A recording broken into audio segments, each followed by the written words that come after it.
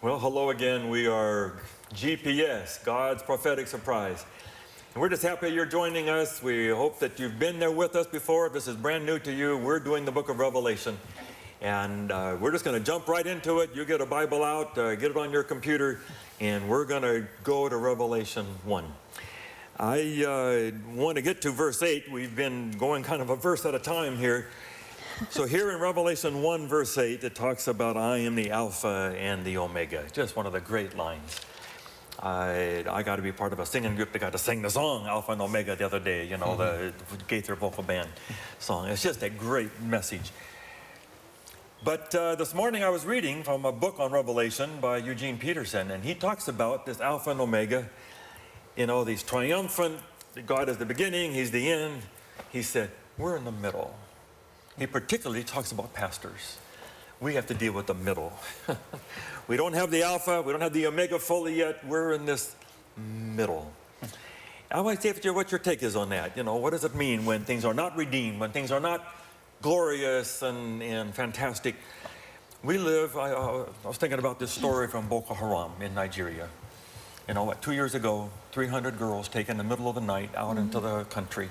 They found one yesterday. Have you read the story? 19 years old. She was 17 when she was taken, and they found her wandering in the woods, pregnant. So she's been this 2 years away from her family. These are the people that took a 10-year-old girl and put a bomb on her and blew her up in a market. And I just said, what? That's the middle. We're here in this middle when we don't have the Alpha, Christ is gone, we don't have the Omega yet. We're in this middle. Does that go anywhere with you? What does Revelation say to the middle? I see our culture and our civilization moving in a certain direction, and I tend to look at it in more of a positive light. I choose New Jerusalem over Armageddon in a heartbeat every time. But I see us in the middle right now. While society and culture is moving this direction, I see individually we have choices, and we can continue letting that message of Jesus, of repair, restoration, really take place in our hearts. And that's where I think we can experience that resurrection experience right now. The Omega is beginning. Yeah. And He's so, the Omega even now. Right. It happened then, and it continues happening. And we'll see the fruition of it soon. Hebrews 6 says, we taste now of the powers of the age to come. Yeah. I like that optimistic perspective, but I wonder how many of our viewers really share it.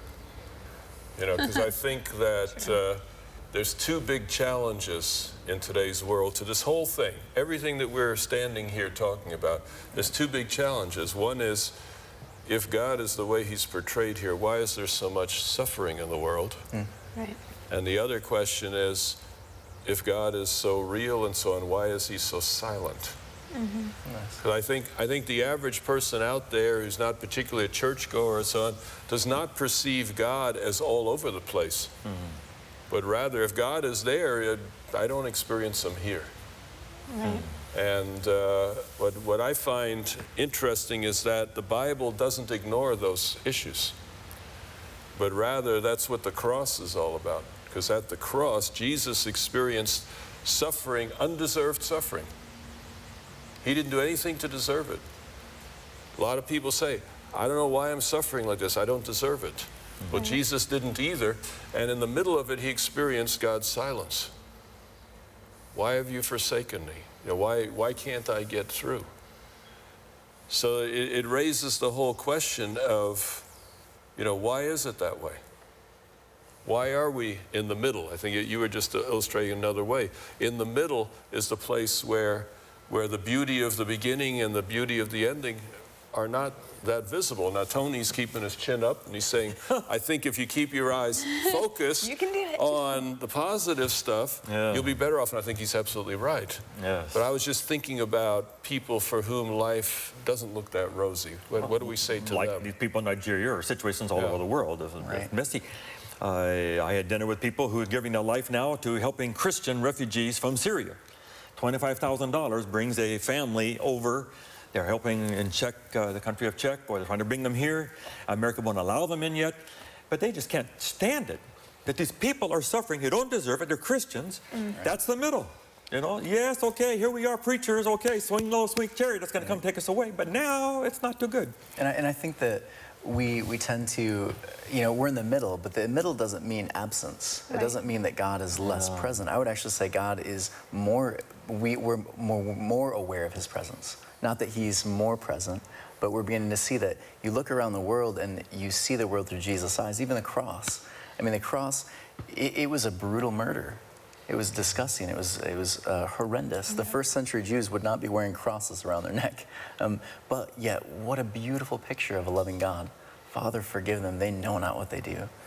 And so even in the most grotesque of places, you still see the fingerprints of God in the repair and the restoration. And so I think that as Christians, we don't ignore pain and brokenness, but what do we do when we see it? And that's what I see in the book of Revelation, is when we see it, our hearts are compelled to go and join God in the repair and the restoration. And that's where it's not an absence, it's actually an outpouring of his presence with his people joining with him. And so that's where I can choose optimism. And I can say as a Christian, I don't hope for Armageddon. I hope for New Jerusalem, and I work everything I can toward New Jerusalem. And I think that's where religion gets kind of toggled, because I think people are so used to the consequential religion that they think that if God is silent, they've done something wrong, and that their spirituality or their faith isn't strong enough, or whatever it may be. And so then they torment themselves and they start saying, where is God when I need him? I must have done something. And then that's where people start saying religion isn't for me, because there's no practical application for it. There's no anything I can do. People don't actually want to deal with the issues I have to deal with. I'm not good enough for a religion or a belief system. And I think that's where we get in the danger zone, is because a lot of us aren't able to be practical in our ministries and able to be real Christians in the sense of actually loving people. We're leading armies. We're not leading love. And so I think that that's where the middle ground is that we lose people because we stay within the confines of religion rather than God. And we don't often reach beyond those boundaries into the hope area and give people something to hold on to. We just speak. So why didn't God intervene? That's do you want to go there now?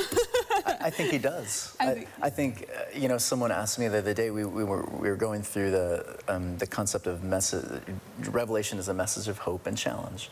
And he said, well, what about 9/11? Where was God then? And I would say he is not in the death, not in the destruction, not in the vengeance. God was in the repair. And how was he in the repair? He was in this beautiful divine dance with his people there, and bringing these people in who have been broken and hurt, and repairing New York City. All these people from all over the United States coming in, praying with them, sharing God's love with them. And that's community. And that's the beautiful part is I think God shows up in community, and not just the reactionary side of it, but the hand that's willing to reach in and be part of the pain with people. I think that's where the voice is the loudest, but people don't attribute that to God. They attribute that to Tony. You were a really nice person. Thank you for coming over and helping me with this situation. And I think that's where we miss out on the active life of God in our daily life. Is Did you read the about presence. the race this week? Or they raced up they call it race to the top or the tower or something? So several thousand people go up 2,000 steps from the bottom, from the tunnel to the tower, I think they call it. It's exhausting. And so some of the people in honor of the first responders. Wow. So that's God, God inspired how many people gave their lives and said, I'm going to carry these people out. Great stories. So God wasn't in the disaster, but he was the one trying to save as many as he could in the disaster. There was lots of those moments too. I was just thinking of a moment that came in our church a couple of weeks ago. I don't know if you guys heard about it. You finish preaching and you have great music and everyone's hugging each other and thank you for the message as they come out the door. And then someone comes along and says, Pastor Dan, we had a fight.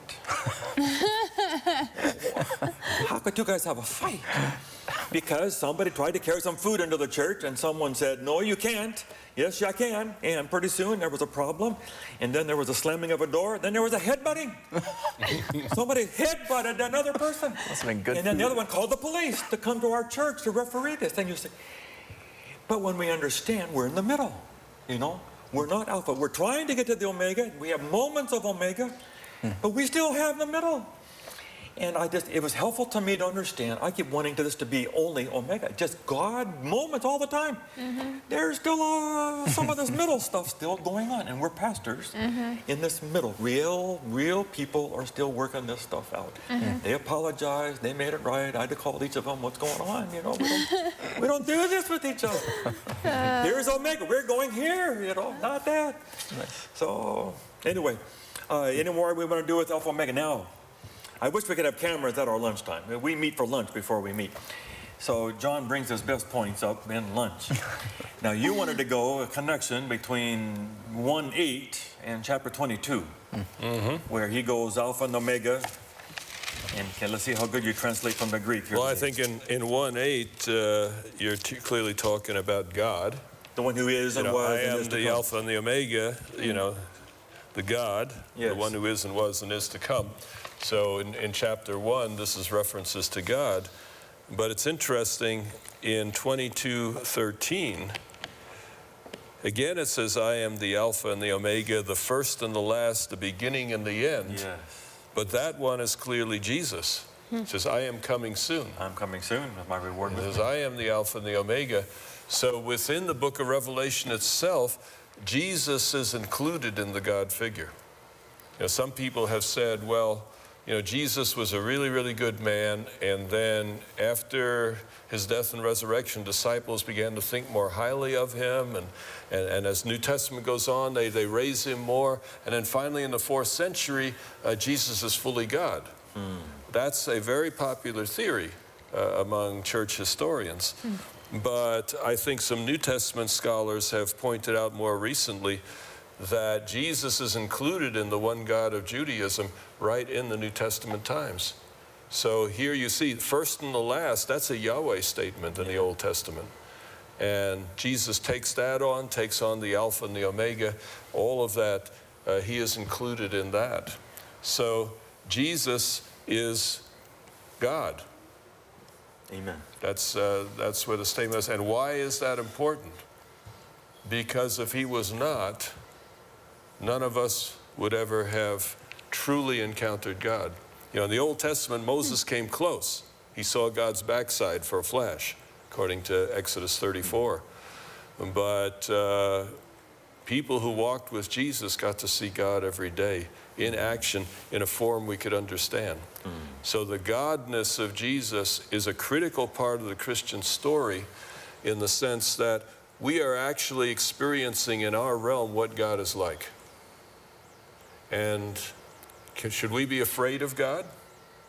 No, because if Jesus was God, then people far meaner than you or I, and I can be mean, but people far meaner than you or I were working him over, and he didn't kill him. He says, I could have called 10,000 angels. He could have called tanks and infantry and strike aircraft to wipe out these people that were doing these terrible things. He was there to say, look, that's not what God is like. You don't have to be afraid. And that point. message comes through powerfully because of All right, Jesus. together, Tim. Then we'll go on. I love that you brought up the Exodus story with Moses and God turning his back, because the Hebrews firmly believe that this is God saying, "This I can't show you where I'm going. I can show you where I've been."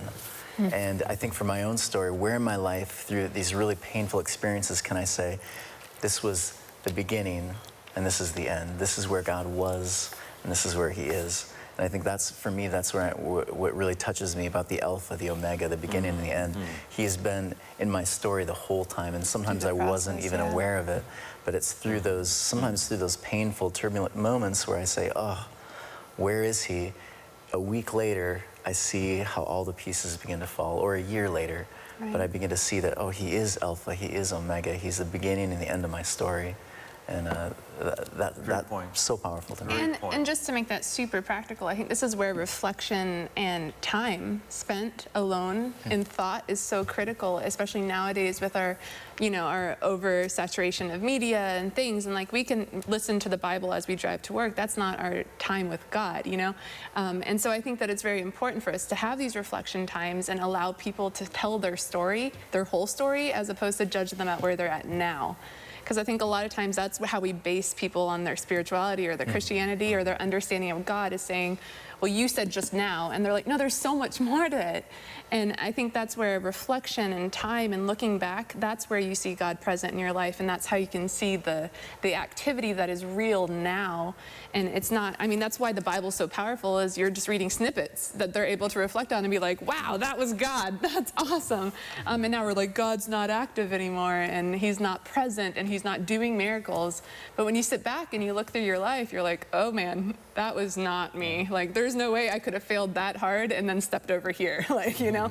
And it's cool to see where God plays out in our lives through the journey.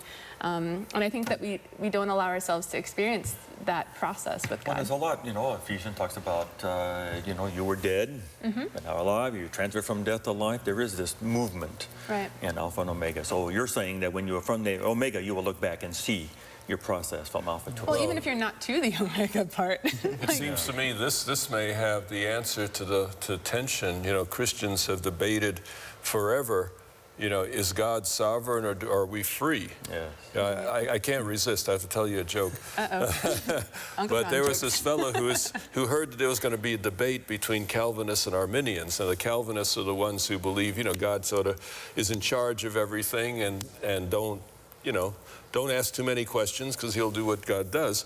The Arminians are more saying, well, we have choice. You know, God respects our freedom and so on. So this fellow goes into the room that the two groups had divided. He says, well, let me start with the Calvinists. So he went over there and they said, how did you come to our group? And he said, well, he says, I, you know, wanted to learn and I decided that I would join this group. Do it first.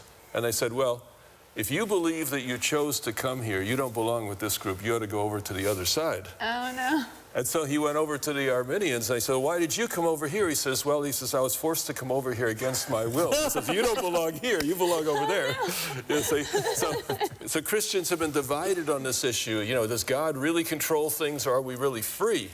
And so I think what you guys have been saying strikes me as very significant, because I think when I look into the past, like you were saying, I can see that God was crucial in my life, you know, that he superintended it. I wouldn't be where I am without him. But as I look to the future, I realize I have choices to make. I need to make some decisions. And so perhaps that can help blend those two together a little bit when you take it that perspective. Yeah. I'm going to jump ahead. We got 10, 11 minutes left to verse 10. So where it says, on the Lord's day, I was in the Spirit, and I heard behind me a loud voice like a trumpet. And if you have a Bible that has red letters, the next verse is in red letters, right on a scroll, what you see, and so on. In verse 12, I turned around to see the voice that was speaking to me, and it looks like he's the Son of Man, which is a symbol of Jesus. So John's on an island. Jesus has been gone 50, 60 years. And John gets to hear and see Jesus. Can I just say something? And this is just because I'm not a scholar. Why does it say he sees a voice? Like, how do you even do that? Because that's always kind of thrown off my groove, and I probably should have done some research before asking this question. Where's that big book you have? I know, I didn't finish reading it.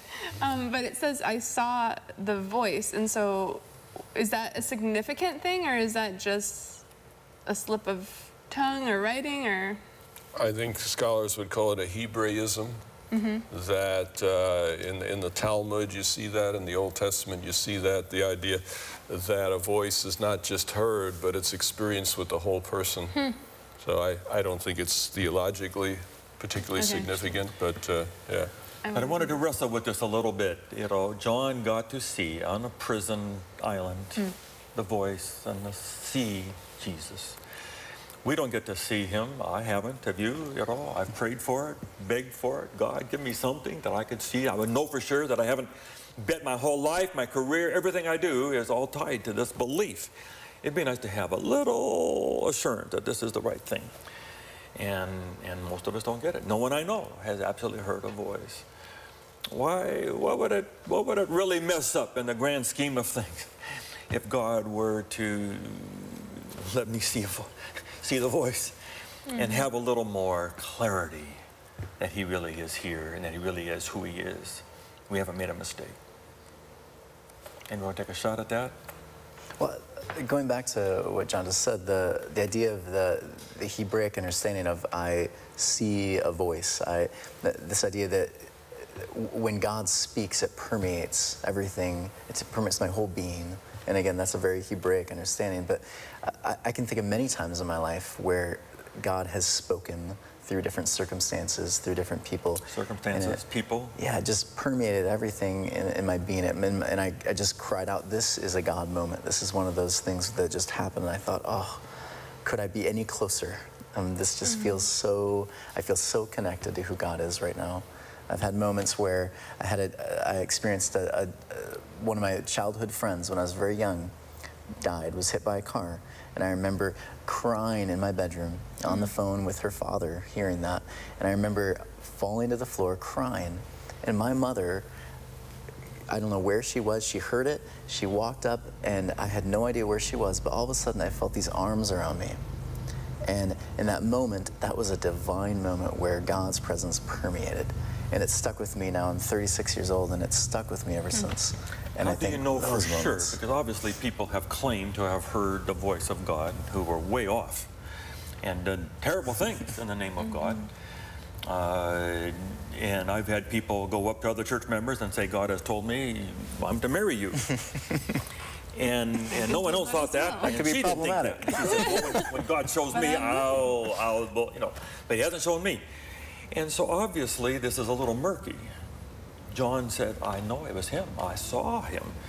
Most of us have to go with impressions, whispers, and someone who could come along and say, that was just the coffee you had this morning, or you wished it so hard and you made it happen because you wanted it to be that. Right. But it didn't really happen. It's just an impression. And that's where I think all the wisdom and the guidance that has gotten us to these places, I think God is intricately involved in all of it. I get nervous when some of my friends, they throw out the fleeces and they want an immediate sign, and I'm thinking, if my house sells, I'm supposed to move. Yeah, and I'm thinking, well, listen to the wisdom and the guidance and the scriptures of how to live your life and be in alignment with that gospel message. It's all right there.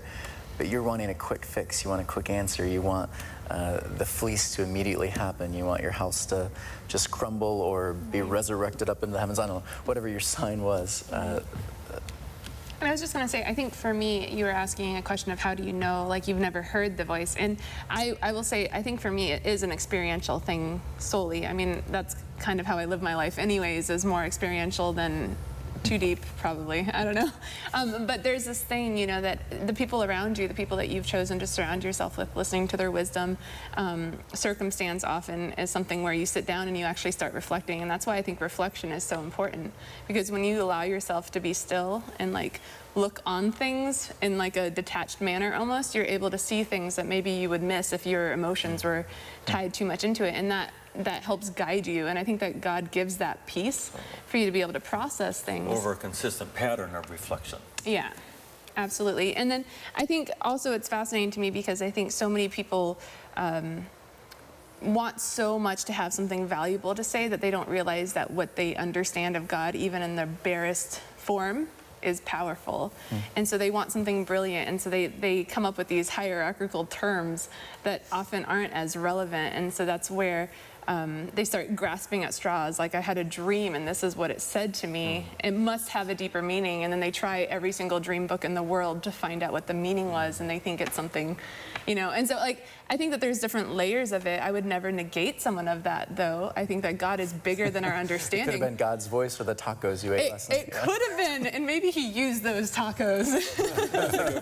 C.S. Lewis says that God gives us more of that when we're young in the faith. But over time, he hopes that you mature and don't need that sort of sensual side of the experience. And that you will be faithful and continue on your walk with God without sort of a constant sensual support. Well, we sometimes wish God were more obvious. You know, that there was this thunder voice, you know, and everything shakes. And we say, okay, now I know God is speaking. Now I know exactly what he wants me to do. And what would we do? If that happened, we would obey, our minds would shut down, and probably would be more afraid than really engaged. And I think there's a huge story behind the book of Revelation. And maybe if you let me take a minute or so just to say, because we're going to come back to it over and over again as we work through the book. But the huge story, and perhaps the key contribution of Revelation, is the idea that there's actually a war up in heaven. That it isn't just, everything that's going on here is not just about God, but God actually created a universe that was free.